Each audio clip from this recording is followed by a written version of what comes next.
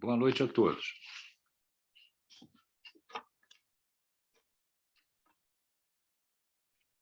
Boa noite, professor.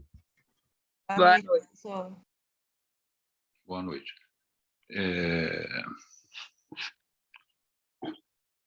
Vamos lá. Nós, dando prosseguimento aí ao nosso conteúdo de escolher com sabedoria em medicina, hoje eu vou falar um pouco sobre o que foi recomendado pela Sociedade de Hematologia e Hemoterapia. Para que a gente possa, digamos assim, entender o que a sociedade colocou, chegar ali naquele ponto, eu vou ilustrar com um caso clínico e mais adiante, né, depois de falar alguma coisa sobre o caso clínico, mostrar o que a sociedade recomenda em relação a um ponto ali que a gente vai discutir, né? Lembram-se que Escolher com Sabedoria em Medicina é uma campanha, né? A gente teve aula lá na semana passada, onde são levados em conta alguns aspectos, como a evidência científica, o custo, né? Os efeitos adversos, a duplicidade, e tudo, digamos assim, centrado no paciente, né? Para que o paciente participe também. E orientações feitas pelas sociedades médicas, as sociedades das especialidades. Então, vou compartilhar aqui com vocês para a gente poder começar. Vamos lá. Ô, professor, essa é a primeira aula, né? É a segunda. Então, a nossa turma é a primeira. Ah, é? É porque cada semana a gente tem uma... cada semana é uma turma. Mas não foi essa orientação que eu recebi, não. Eu vou te mostrar aqui. Deixa eu compartilhar com você aqui, que exatamente eu tenho aqui. Eu não tenho problema nenhum eu corrigir, mas deixa eu te mostrar a orientação que eu recebi. Vamos lá. Aqui. Está aqui, vamos lá. Eu vou compartilhar com vocês qual foi o programa que eu encaminhei para a coordenação, né? Está aqui, ó.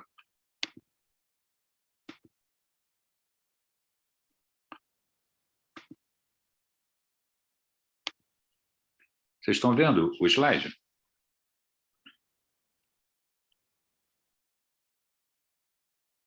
Hein? Sim, professor, está dando para ver. Então, olha lá. Eu vou com a turma A até o dia 28/9, onde a gente tem a avaliação do módulo. Depois passa para a turma B, aonde vai até o final. Pelo que eu estou entendendo, você é da turma B.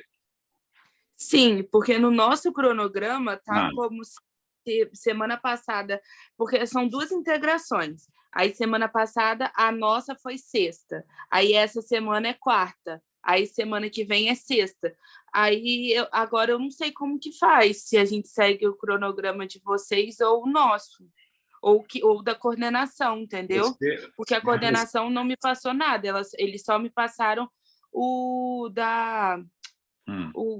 É o cronograma do período todo, né? Aí, conforme tá lá, hoje é a turma B. Aí seria a primeira aula da turma B nessa matéria. Entendi. Não, eu posso dar a aula que eu dei semana passada, não há problema nenhum, não. A questão é, vamos combinar, vocês todos são da turma B, pelo visto que estão em sala, né? Isso. Então tá. Eu vou dar a aula que eu dei semana passada, para não haver dúvida, né? E até a semana que vem, eu vou pedir a coordenação para ela esclarecer isso. Para mim não tem problema nenhum, dar aula alternada, turma A, turma B, não há problema nenhum, até porque todos vão ter aula, né? Se você ver aqui, no final, todos vão ter aula, e na verdade é a mesma aula, né? A única coisa que eu recebi uma orientação e está sendo um pouquinho diferente. Então, vamos lá. Então, eu acho melhor fazer isso mesmo, porque ainda mais agora que já passou do horário, eles são muito ruins de responder depois das 6. Não. Então, faz assim essa semana, aí a gente confere, conforme for a semana que vem, troca. Isso. Eu vou, então, compartilhar com vocês a aula que eu dei na semana passada. Deixa eu só localizar ela aqui. Me dá aqui um segundo para localizar. Não há problema nenhum. Tá bom. Deixa eu achar aqui.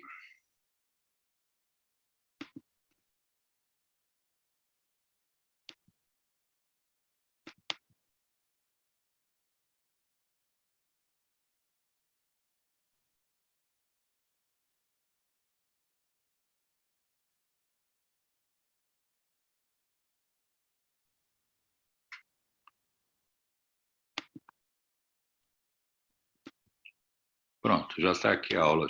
Eu vou... Então, a aula que vai ser dada vai ser a primeira aula da disciplina que foi dada para a turma A na semana passada. Vamos dar agora a aula para a turma B. Deixa eu compartilhar aqui. Mesma coisa. Vocês estão vendo o slide? Acredito que sim, né?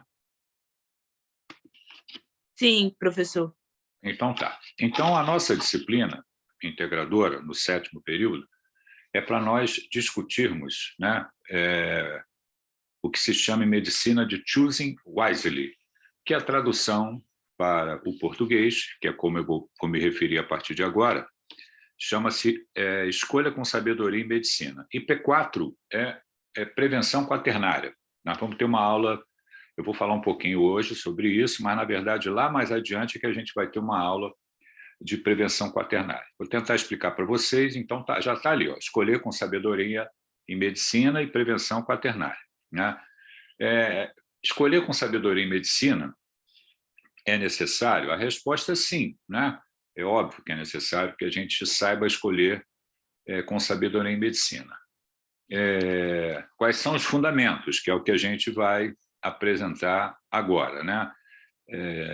Essa campanha ela foi lançada nos Estados Unidos em 2012, né, por uma sociedade médica americana. Vamos ver lá, fatos anteriores à campanha. O que aconteceu, digamos assim, nos anos anteriores a 2012, que fizeram com que essa campanha ela fosse lançada e tivesse, digamos assim, uma aceitação boa por conta da classe médica e das sociedades.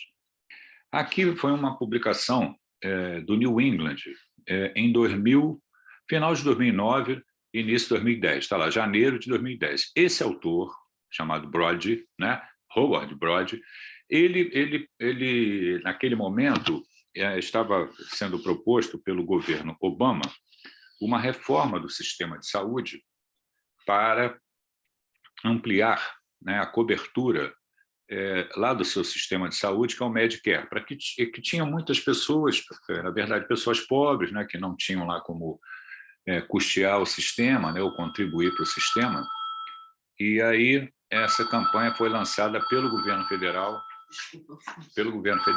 E isso desencadeou uma discussão grande, né, dentre as sociedades médicas, né, e, num primeiro momento, os médicos eles acharam que deveriam ficar fora, porque isso não traria benefício ali, tanto para a parte profissional quanto os doentes. E esse autor, ele, digamos assim, foi uma voz que se levantou, colocando que a sociedade médica, as sociedades médicas, né, os médicos, deveriam participar, porque havia uma pressão grande de pessoas que precisavam entrar no sistema, os custos são muito altos, né?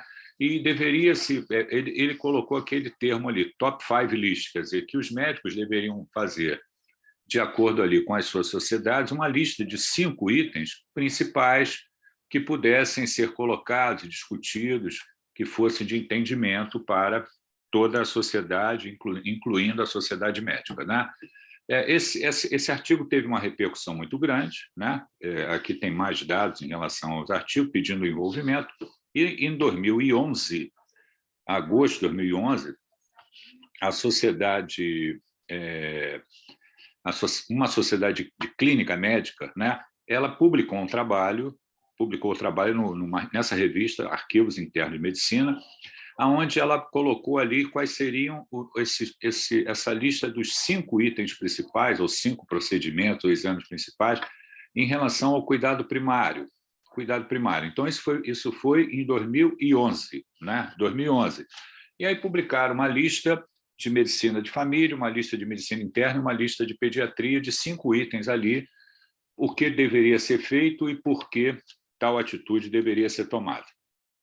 No ano subsequente, em 2012, né, essa sociedade, né, de medicina interna, ela lançou essa campanha que se deu o termo de Choosing Wisely, ou escolha com sabedoria em medicina. O que levaram, digamos assim, esse grupo de médicos, né, que pertence a essa sociedade a agir dessa maneira, né? Aqui tem a história da campanha e o principal, digamos assim, mote da campanha é diminuir os custos procurando manter a qualidade e a segurança do sistema. Quer dizer, isso foi o que levou eles a propor que essa campanha fosse feita, né?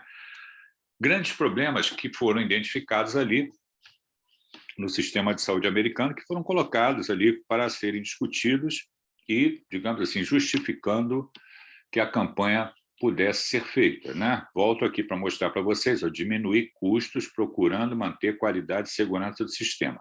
Então, está lá. Os custos de saúde americano elevadíssimo, o maior entre os países da OCDE em 2016. Quer dizer, o custo do sistema de saúde é muito grande. Valores 25% maiores que o da Suíça, país em segunda posição na lista. Quer dizer, então, é um custo altíssimo do sistema de saúde, né? Um custo per capita, quer dizer, por atendimento, 50% maior que a média. Menos consultas ao médico per capita e maior geração de custos. Quer dizer, mesmo que o paciente vá, digamos assim, uma quantidade menor de vezes ao médico americano, isso gera um custo maior, porque o médico pede muito exame, o paciente faz todos aqueles exames, e isso gera um custo grande para o sistema. Custo substancialmente para todo o sistema. Serviço, drogas administrativos gerado nos Estados Unidos comparado a outros países. E o resultado do sistema de saúde relativo ali a indicadores não é melhor nos Estados Unidos quando comparado a outros países. Ou seja, se gasta muito dinheiro e os indicadores, quer dizer, a performance do sistema não é melhor do que em outros países. Isso fez com que esses médicos, né, que pertencem ali à sociedade, lançassem essa campanha que levou o nome de Escolher com Sabedoria em Medicina. Né? O que eles colocaram ali como importante? Aqui está um históricozinho do que levou, são as coisas que eu estou dizendo. Né? A iniciativa foi proposta em 2012, né? E esforços semelhantes aos dos Estados Unidos, né? Houve uma aceitação para reduzir custo, mantendo a qualidade, em vários países, incluindo o Brasil, né? Então, vários países aderiram a essa campanha, né, de escolha com sabedoria em medicina, né? Isso gerou essa campanha, eu já vou explicar para vocês também, ela orienta que essa escolha com sabedoria em medicina seja feita pelas sociedades de especialidade, né? As sociedades de especialidade. Então, tem a sociedade de hematologia, de ortopedia, de cardiologia, de medicina intensiva, de pediatria, de nefrologia, quer dizer, tem sociedades médicas de várias especialidades, né? No mundo inteiro, né? Incluindo no Brasil. E aí a campanha ela fez o pedido que as sociedades participassem disso e as sociedades colocassem ali itens que pudessem ser vistos pelos seus pares, quer dizer, os colegas da especialidade. Na verdade, os colegas da especialidade, eu já vou mostrar, eles escolhem os itens, fazem uma votação, a sociedade nomeia um comitê para gerenciar isso, né? E aí procura as evidências científicas e coloca lá quais são as recomendações da sociedade para a campanha de escolha com sabedoria em medicina. Isso fez, como está colocado ali, que mais de 80 sociedades profissionais de várias especialidades fizessem mais do que 500 recomendações. Vejam a dimensão que a campanha tomou. Quer dizer, ela teve uma aceitação grande, fez com que as sociedades médicas se mobilizassem, e isso gerou mais de 500 recomendações. Lembrem-se, um item muito importante, diminuir custos sem comprometer a qualidade e segurança, né?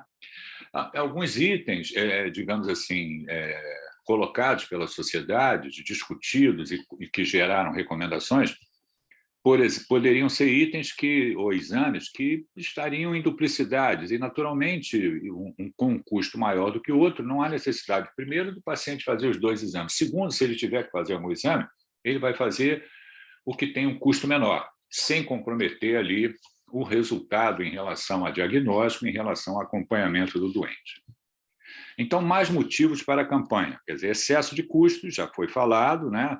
O que desencadeou isso foi a Sociedade Americana, exames em duplicidade, necessidade questionável desses exames, sobrecarga do sistema, quer dizer, o sistema cada vez com um custo maior, né? E isso acaba recaindo sobre toda a sociedade, né? E também itens relacionados ao que se chamou de diagnóstico excessivo e tratamento excessivo, quer dizer, também passou a se discutir isso, né? O quanto eu peço de exames, o quanto eu prescrevo ali para anormalidades encontradas nesses exames, né? E também, muito importante, né? Porque o doente fica sabendo disso tudo, né? Que são os riscos impostos ao paciente. Quer dizer, por que eu estou fazendo aquele procedimento, aquela cirurgia, ou submetendo o doente àquele exame, se isso impõe um risco ao paciente? Esse risco ele é grande e ele não vai fazer a diferença, né, naquele momento, para que um diagnóstico possa ser feito e tratar o paciente, né? Como implementá-la? Iniciativa e aval da sociedade médica. Eu já falei um pouco, vou repetir. Quer dizer, quem é o comandante da geração dessas recomendações são as sociedades médicas. Então, a sociedade médica é que dá o aval para isso, né? Deve haver evidência, qualidade mantida, segurança mantida, e esses itens devem ser de domínio dos especialistas. Então, se tem algum item relativo, por exemplo, à ortopedia, uma recomendação da Sociedade de Ortopedia, isso deve ser de domínio dos colegas da Sociedade de Ortopedia. Quer dizer, não cabe à sociedade ficar fazendo recomendações de itens que nem todos concordam, participam e têm acesso, né? E, muito importante, diálogo com o paciente. Quer dizer, todas essas recomendações feitas pela sociedade, elas são submetidas também a pacientes, e os pacientes concordam com isso. Quer dizer, então, existe uma transparência. Quer dizer, eu estou dizendo para você não fazer aquele exame porque ele não é necessário, isso não vai fazer diferença, e eu vou te dizer, olha, está escrito aqui, né?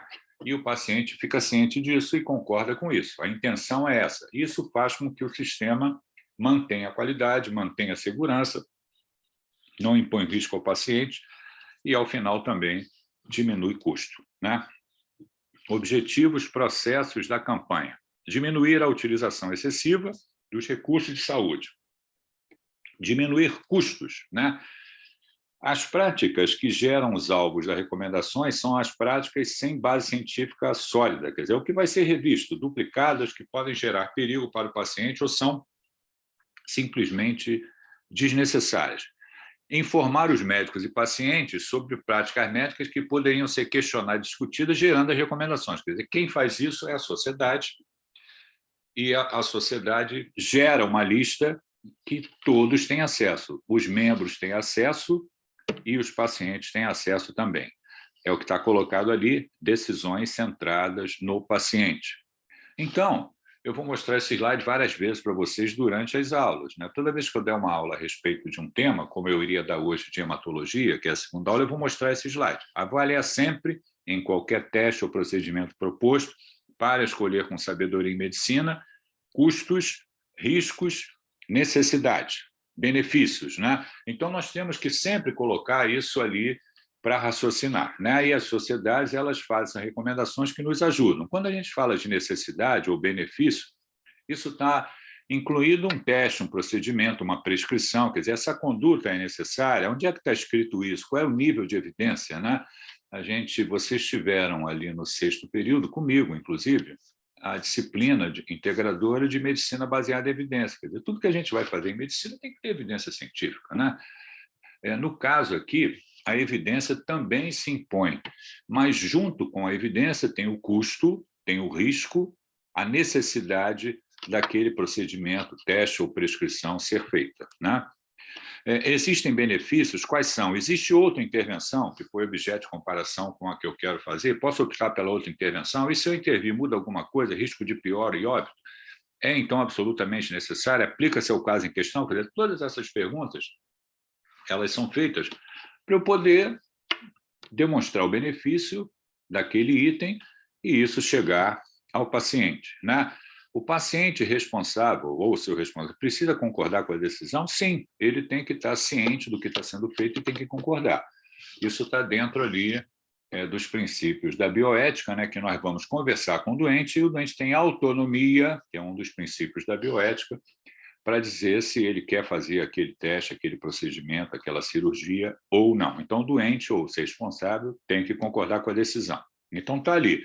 Nós vamos avaliar sempre a necessidade, a evidência científica, risco, duplicidade e custo. Deve haver uma lógica que justifique a decisão tomada, né? Uma lógica para eu poder tomar essa decisão e decisões centradas no paciente, né? Ainda dentro do que move a campanha, né? Idealmente, o exame de intervenção terapêutica traz benefícios, sim ou não? Quando existe mais de uma opção, exame de intervenção terapêutica para o mesmo objetivo, os benefícios comparativos da opção escolhida persistem ou não para o paciente? Isso é necessário que seja feito essa avaliação e gerando uma recomendação, ó, pede o exame A ou o exame B, ou preferencialmente pede o exame A, porque o exame B não deve ser feito, né? O benefício muda o prognóstico do paciente ou não? Sim ou não? Quer dizer, o que eu estou fazendo muda o prognóstico, vai melhorar a qualidade de vida, o doente vai viver mais, vai fazer alguma diferença na mortalidade do paciente, eu estou prescrevendo uma droga que não vai fazer absolutamente diferença nenhuma. Quer dizer, se isso não vai fazer absolutamente diferença nenhuma, por que eu estou prescrevendo? Por que eu estou aumentando o custo do sistema, né? E que benefícios está trazendo para o paciente, né? Como é que funciona desde o início, né? O comitê, a sociedade, ela nomeia um comitê. Esse comitê são médicos da sociedade. E eles vão colocar para a comunidade científica, quer dizer, aqueles colegas da especialidade, uma lista para que eles possam votar e dizer, dentre aquela lista, quais são os itens, ou os testes, ou os procedimentos que eles consideram mais importantes. Então, eles identificam, elaboram a lista, né, de potencial inclusão, submetem à sociedade e elaboram uma lista final baseada nos princípios da campanha de escolher com sabedoria em medicina. Logo a seguir, essa lista, né, gerada pela sociedade, ela tem como objetivo reduzir risco, ser baseada em evidência, reduzir o estresse sobre o sistema de saúde, foco em testes comuns, procedimentos ou tratamentos que sejam do domínio dos membros da sociedade da especialidade.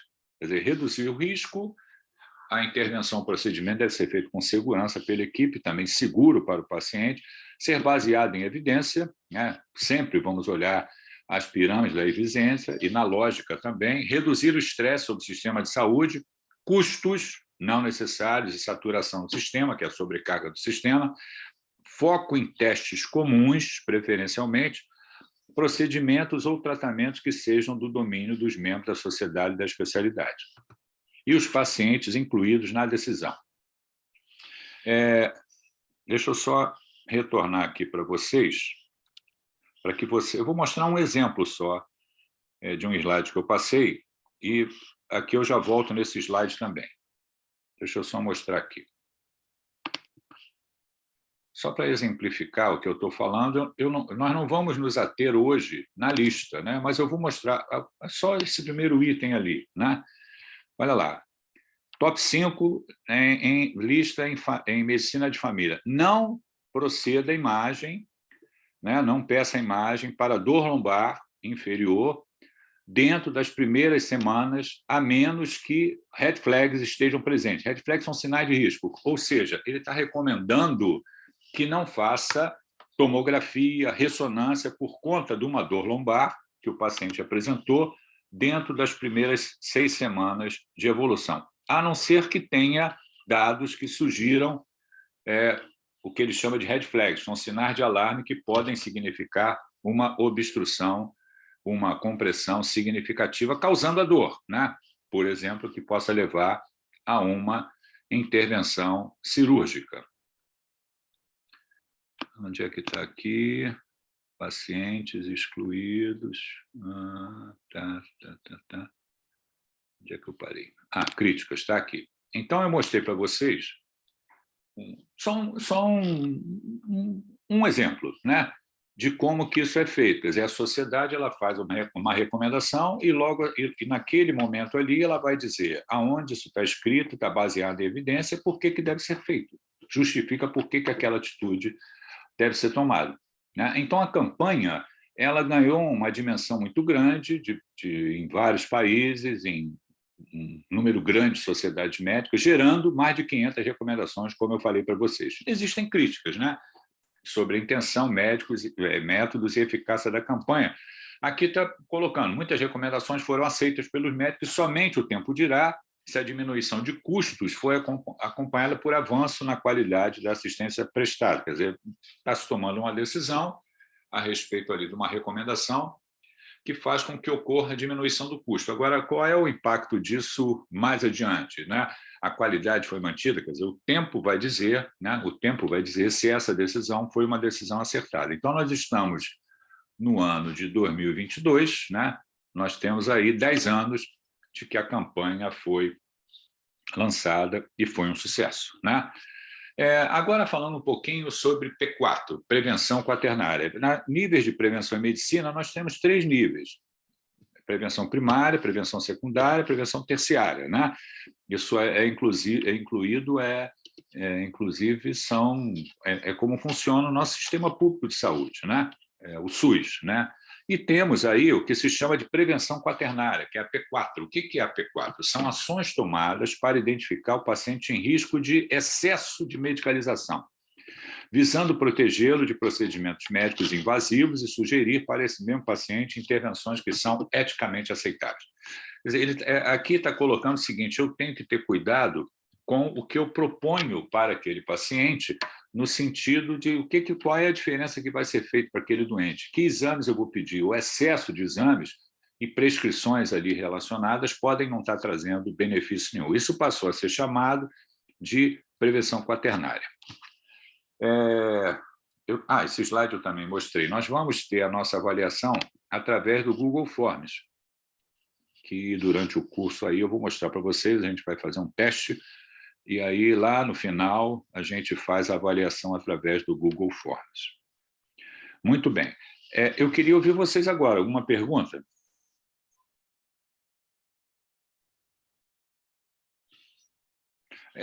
Aqui está falando da aula sexta-feira. A aula de vocês comigo é quarta-feira, às 19 horas. Seja turma A até o final, ou turma A e B intercalada. É sempre esse horário, quarta-feira, às 19 horas. Tá bom? O que a gente vai combinar? Na semana que vem, eu vou esclarecer com a coordenação se eu vou dar aula para a turma, vou dar aula para a turma A, que vai ser a segunda aula, e aí que fique alternado, turma A e turma B. Então, para mim não faz diferença nenhuma, né?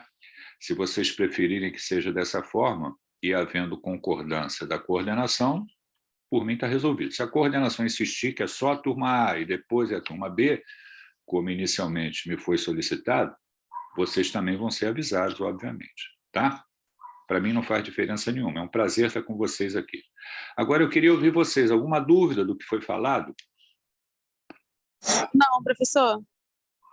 Não, eu quero que vocês participem, né? Essa aula é interessante que seja, digamos assim, leve, que vocês participem, que haja uma troca de informações. Eu também estou aprendendo com vocês, né? Vocês são jovens, inteligentes, né? E trazem dúvidas, e na medida em que eu possa esclarecer, a gente vai conversando. Se eu não souber, eu vou dizer, eu não sei, eu vou ver e depois eu respondo, né? Vocês já me conhecem do período anterior, eu já dei aula para vocês, então a coisa tem que ser transparente e boa, né? Para que a gente possa ter uma aula que seja interessante. Mas para que isso ocorra, digamos assim, é necessário que vocês participem também, né? Tragam dúvidas, né? Para que a gente possa conversar. Na verdade, as recomendações, né, colocadas, né, na campanha de Escolha com Sabedoria em Medicina, elas tentam facilitar a nossa vida, né? A vida do médico que está ali com o seu paciente, né? Eu vou indicar fazer isso. Aí você, com acesso a essas recomendações, você pode ver que essa intervenção ela não traria benefício, né? E aí está escrito ali, não traz benefício, só aumenta custo, a evidência científica, e você vai falar isso para o doente, ó, não há necessidade de fazer isso, por isso, por isso, por isso, por isso. Quer dizer, a sociedade facilita a sua vida, né? E também o doente fica ciente, né? Normalmente as sociedades elas escolhem cinco itens, né? Que são os mais importantes ali, que deve haver, que são do domínio de todos os especialistas, né? Para que, digamos assim, seja colocado, olha, eu vou prescrever isso para o senhor porque é necessário, a outra droga não é necessária, ou tal exame, ou tal cirurgia não é necessária. Quer dizer, o papel da sociedade é gerar essas recomendações e elas são passadas para os membros da sociedade que vão usá-las, né? Vão usá-las e os doentes também ficam cientes disso. O que eu iria mostrar, e vai ser para vocês também na próxima aula, o que eu vou fazer? São disciplinas que vocês fazem no 7º período, né? Então, tem nefrologia, reumatologia, hematologia, gineco-obstetrícia. Eu vou sempre trazer um caso clínico pequenininho e vou mostrar o que a sociedade recomenda em relação ali àquela questão específica do caso clínico. Aproveitando que vocês estão, né, fazendo ali aquela disciplina, no sentido de ilustrar um pouco mais, né? Eu acho que a parte assim vai ser até melhor para a gente poder interagir, né, professor? Porque aí fica mais assim, mais na prática, né? Exatamente. A intenção é essa. Na verdade, eu vou mostrar para vocês, digamos assim, como a campanha foi construída e como ela é aplicada, né? Detalhes da especialidade. Né? Eu sou clínico, sou intensivista, quer dizer, vocês vão me ver aqui falando alguma coisa de ginecologia obstetrícia com cuidado, né? Porque eu não sou obstetra e muito menos ginecologista. Então, eu posso fazer comentários de itens que foram propostos ali, né? O porquê que eles foram propostos e por que essa recomendação foi feita, né? Porque a gente também tem acesso à informação, né? E vamos digamos assim, apresentar, discutir e por que aquilo foi feito, né? Como recomendação da sociedade. Detalhes adicionais, vocês podem falar, professor, o senhor está falando uma coisa que o senhor não entende nada de ginecologia obstetrícia. Eu vou ouvir e vou ficar quieto. É verdade. Né? Mas o que está escrito, eu tenho compreensão de ler, entender e conversar com vocês. Entendeu? Então, isso vai ser feito. O clínico, e eu me considero um clínico, né? Na verdade, clínico do doente grave, que é um intensivista, né? Que é onde eu trabalhei minha vida inteira. O clínico é normalmente um médico abusado. Ele gosta de dar opinião em uma porção de coisas, mas ele tem limites, né? E eu sei também dos limites, né? Quantas vezes durante a aula eu falo, médico tem limites, a gente tem que ter um especialista para acompanhar aquele caso específico, mas algumas vezes o clínico ele transita ali dentro de outras áreas, né? Porque a informação ela está disponível, né? E você também vê doentes de várias especialidades ou com várias patologias, né? Durante a sua vida. Então, é isso que vai acontecer, né? Então, vocês vão me ver mostrando algumas coisas de outras áreas, porque eu tenho que mostrar, porque está dentro da nossa disciplina de escolher com sabedoria em medicina. E não tem nenhuma dificuldade, vocês vão ver que as recomendações que são colocadas são recomendações simples e embasadas em evidência científica, quer dizer, tudo tem uma lógica, e essa lógica ela é compreensível, né? Ela é compreensível, né? Lógica compreensível é um pleonasmo, né? Mas então temos a evidência para poder justificar aquela recomendação da sociedade. Tá bom? Então, como combinado todas as vezes, se não houver perguntas, vocês podem colocar o nome, a matrícula e sair de sala. A gente se vê novamente daqui a provavelmente daqui a 15 dias. Tá bom? Um abração para vocês. Valeu, professor. Obrigado. Boa noite. Um abraço.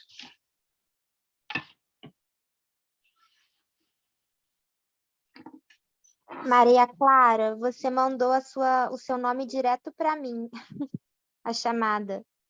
Não, coloca aqui no chat, que eu vou salvar, eu tenho a presença de vocês, tá?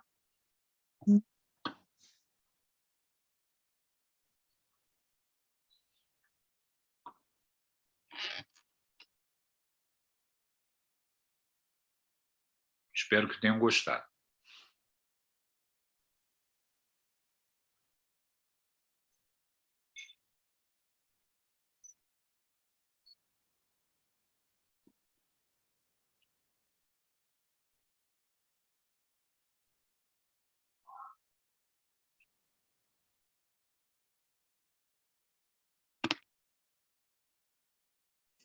Tchau, professor. Boa noite. Aí a coordenação vai entrar em contato comigo, que eu sou representante, aí eu passo para a turma.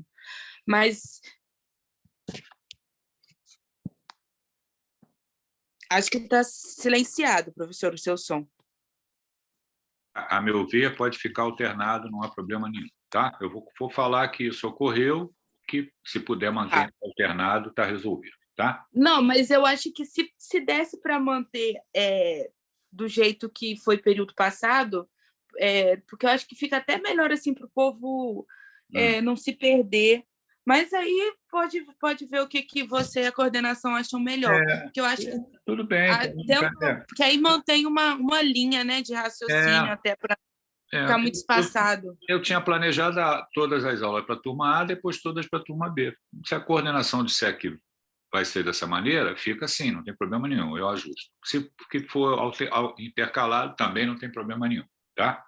Tá bom. Obrigada, professor. Um abraço.